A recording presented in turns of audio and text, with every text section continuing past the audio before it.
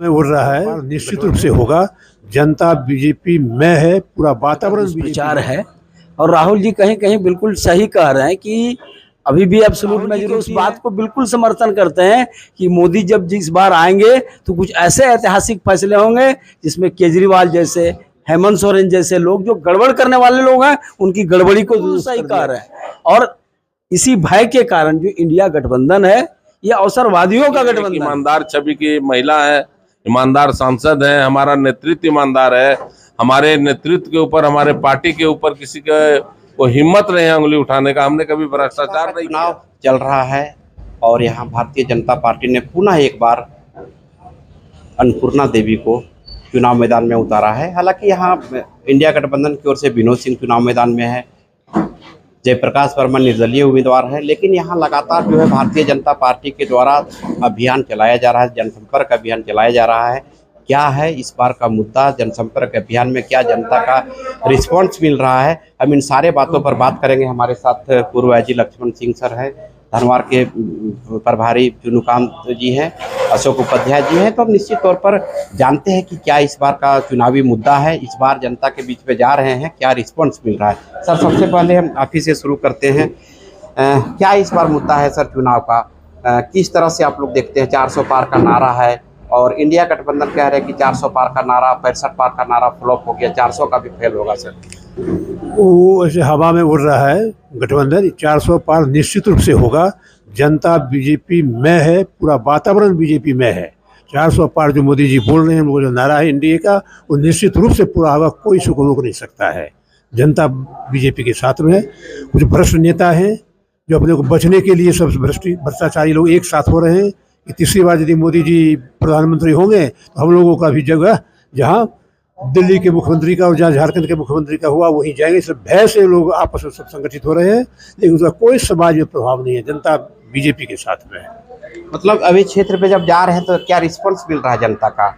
बहुत अच्छा, बहुत अच्छा, बहुत 100%। जहाँ जाते हैं वह एक ही नारा है, मोदी जिंदाबाद, मोदी जिंदाबाद, भारत माता जिंदाबाद। बस तो निश्चित तौर पर भारत माता जिंदाबाद का नारा है, मोदी जी जिंदाबाद का नारा है। सर आपसे एक सवाल है कि एक बात सामने आई है, राहुल गांधी ने कहा है कि अगर कहीं इस बार 400 पार अगर आता है तो निश्चित तौर पर जो यहाँ का सिस्टम है उसको बदल दिया जाएगा। क्योंकि आप प्रभारी भी हैं, वकालत भी, आप खुद ही से टेक्निकल चीज़ों को जानते हैं, संविधान के साथ में छेड़छाड़ किया जा सकता है, क्या कहेंगे सर इस पर?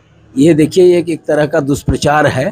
और राहुल जी कहीं कहीं बिल्कुल सही कह रहे हैं कि अभी भी एब्सोल्यूट मेजॉरिटी है और इस बार भी एब्सोल्यूट मेजॉरिटी मिलना तय है। चुनाव एक औपचारिकता है, जनता ने मन बना लिया है। लेकिन हम राहुल जी के उस बात को बिल्कुल समर्थन करते हैं कि मोदी जब जिस बार आएंगे तो कुछ ऐसे ऐतिहासिक फैसले होंगे जिसमें केजरीवाल जैसे, हेमंत सोरेन जैसे लोग जो गड़बड़ करने वाले लोग हैं उनकी गड़बड़ी को दुरुस्त कर दिया जाएगा। ये बिल्कुल सही कह रहे हैं। और इसी भय के कारण जो इंडिया गठबंधन है ये अवसरवादियों का गठबंधन है। वो किसी तरह से चाहते हैं कि मोदी जी की बहुमत की सरकार को रोका जाए, जो कभी नहीं हो सकता है, भूतो न भविष्यति। जनता ने ये फैसला किया है कि इस बार 400 से पार और 400 से पार। लेकिन हमारे कार्यकर्ता अति उत्साही नहीं है। आप देख रहे हैं कि 12-12 बजे रात तक हमारे कार्यकर्ता काम कर रहे हैं और अपार जन समर्थन मिल रहा है भारतीय जनता पार्टी को। ये मैसेज लोगों तक कैसे पहुंचाएंगे कि जो राहुल गांधी जी का जो बयान आया है कि अगर कहीं इस बार 400 पार होता है तो संविधान के साथ में छेड़छाड़ किया जा सकता है, ये मैसेज लोगों तक कैसे पहुंचाएंगे? बिल्कुल मैसेज क्या है, वो तो लोगों को डरा करके कुछ गोलबंद करना चाह रहे हैं। भाई संविधान को क्या छेड़छाड़ करेंगे? संविधान की रक्षा अगर किसी ने किया है तो आदरणीय नरेंद्र मोदी जी और उनके नेतृत्व में चलने वाली सरकार है। कई सारे ऐतिहासिक फैसले में धारा 370 जब समाप्त हुआ, एक देश में 2 विधान, इसको किसने समाप्त किया?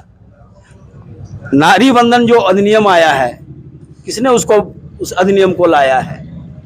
ट्रिपल तलाक का लोग भारतीय जनता पार्टी के बारे में कहते हैं कि अल्पसंख्यकों का विरोधी, ये भी एक दुष्प्रचार है। आप जाकर के देखिए कि समाज में जो कुरीति थी, राह चलते किसी का शौहर कह देता था तलाक तलाक, उसका जीवन नरक हो जाता था। आज उन माताओं को, बहनों को जाकर के देखिए कि जिनका जीवन संवर गया, जिनका दाम्पत्य जीवन, जिनका परिवार संवर गया। ये काम तो आदरणीय नरेंद्र मोदी जी ने किया है। तो कहाँ का दुष्प्रचार? संविधान क्यों बदल दिया जाएगा? ये केवल लोगों को बरगलाने का एक कुचेष्टा है और जनता जानती है कि ये भ्रमित करने का प्रयास है, कहीं इसमें कोई सच्चाई नहीं है।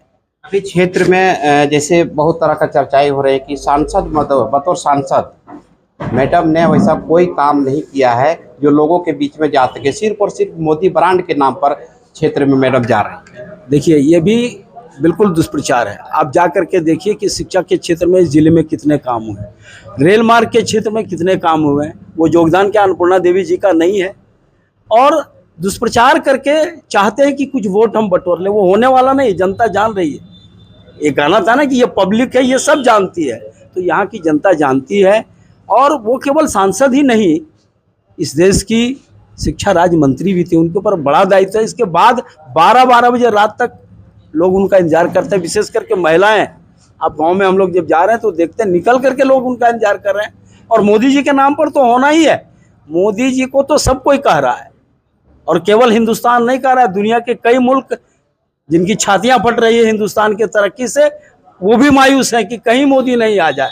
वो लोग ऐसे लोगों को उत्प्रेरित करने का काम कर रहे हैं ताकि दुष्प्रचार में, हवन में कुछ आग डालने की में, बस यही काम किया जा रहा है। कहीं नहीं है कोई, सिर्फ मोदी जी। झारखंड में 14 लोकसभा है, इस बार क्या उम्मीद है कि पूरा 14 या फिर 12 सीट, सभी 14 सीट भाजपा और एनडीए के खाते में जाएगी। अशोक उपाध्याय जी भी हमारे साथ में हैं, हम उनसे भी जानते हैं।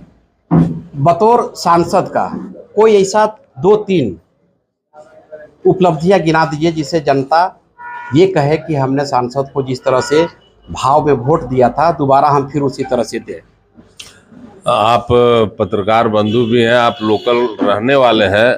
मैं आपको याद दिलाना चाहता हूं, श्रीमती अन्नपूर्णा देवी जी का 2 साल का कार्यकाल तो कोरोना ने लिया, इसके बावजूद उन्होंने बहुत सारा काम किया। आपको याद दिला दें, आपके बगल में झारखंड हॉल्ट, जो बहुत ही महत्वपूर्ण हॉल्ट है, एक आप सेंट्रल गवर्नमेंट के खाते का चीज था, उन्होंने लाके दिया।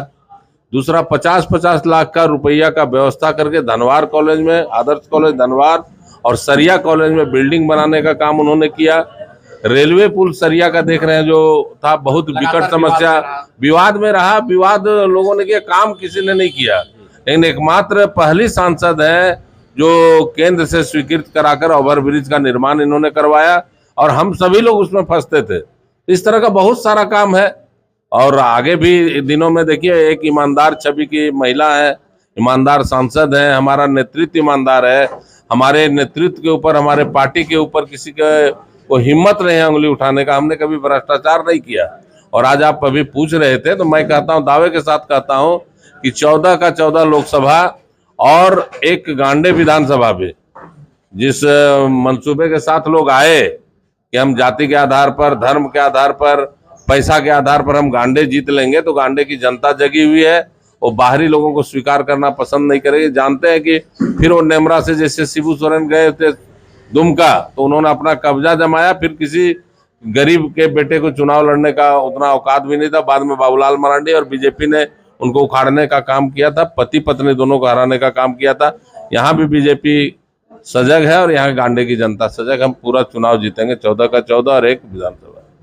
तो ये अशोक जी थे, पूर्व जिला अध्यक्ष भी रह चुके हैं, भारतीय जनता के वरिष्ठ नेता भी हैं। इन्होंने भी कहा कि 14 का 14 इस बार, पिछले बार 2 सीट की कमियां रही, लेकिन इस बार झारखंड में 14 का 14 सीट भारतीय जनता पार्टी के झोली में जाएगा, नरेंद्र मोदी के झोली में जाएगा। आप कमेंट बॉक्स पर जरूर हमें बताएं कि झारखंड का स्थिति कैसा है।